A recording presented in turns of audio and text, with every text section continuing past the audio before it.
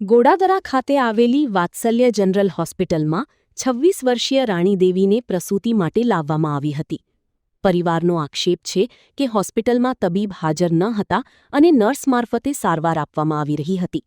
સારવાર દરમિયાન રાણીદેવીનું મોત નીપજતા પરિવારજનોમાં ભારે રોષ ફાટી નીકળ્યો હતો.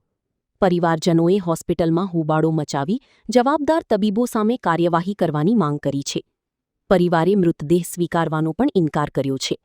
ઘટનાની જાણ થતાં ગોડાદરા પોલીસ પણ હોસ્પિટલ ખાતે પહોંચી હતી અને સમગ્ર मामले तपास हाथ धरी છે. मेरा नाम सर चंदन अशोक पासवान है।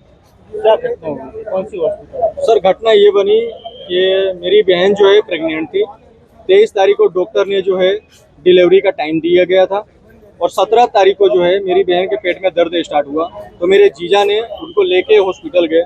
तो डॉक्टर ने बोला कि पेट में गैस है और पेट में दर्द है, हम इनको बोतल चढ़ाते हैं, ठीक हो जाएगा। तो जीजा ने बोला ठीक है। फिर बाद में डॉक्टर बोलता है कि इनको एडमिट करना पड़ेगा। एडमिट करने के बाद डॉक्टर जो है अपने घर पे चला गया, एक भी बार हॉस्पिटल के अंदर देखने के लिए नहीं आया। और रही बात यह कि हॉस्पिटल के अंदर उसने लिख के रखा है 24 इमरजेंसी, लेकिन ये सब करने के बाद भी, लिखने के बाद भी, ये सब सेफ्टी आप इतना लिख के रखे हो, उसके बावजूद भी आप हॉस्पिटल के अंदर आपके कोई सेफ्टी है ही नहीं, तो आप किस लिए डॉक्टर बने हो? हाँ, दूसरे के जान लेने के लिए, दूसरे को मारने के लिए आप इसलिए डॉक्टर बने हो? मैं तो सरकार से यही मांग करूंगा कि उनका जो लाइसेंस है वो चेक किया जाए और अगर लाइसेंस नहीं है उनके पास तो इस हॉस्पिटल को सील किया जाए।